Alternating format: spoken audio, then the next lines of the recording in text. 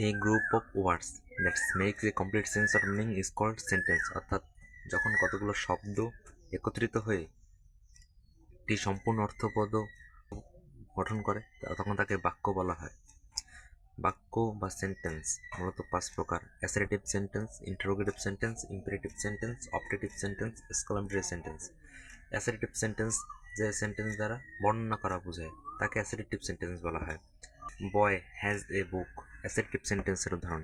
এরপর আছে interrogative sentence. Interrogative sentence দ্বারা প্রশ্ন করা বোঝায়, যে সেন্টেন্স দ্বারা প্রশ্ন করা বোঝায় তখন তাকে বা সেই বাক্যকে বলা হয় ইন্টারোগেটিভ সেন্টেন্স। যেমন how are you, how old are you, এখানে প্রশ্ন করা বুঝেছে তখন তাকে বলা হয় ইন্টারোগেটিভ সেন্টেন্স। ইম্পারেটিভ সেন্টেন্স যে সেন্টেন্স দ্বারা আদেশ, উপদেশ, অনুরোধ বোঝায় তখন তাকে ইম্পারেটিভ সেন্টেন্স বলা হয়। অপারেটিভ সেন্টেন্স যে সেন্টেন্স দ্বারা মনের ইচ্ছা, আকাঙ্ক্ষা, প্রার্থনা ইত্যাদি বোঝায় তখন তাকে অপারেটিভ সেন্টেন্স বলা হয়। এক্সক্লামেটরি সেন্টেন্স, এক্সক্লামেটরি সেন্টেন্স মানে বিস্ময়সূচক বাক্য।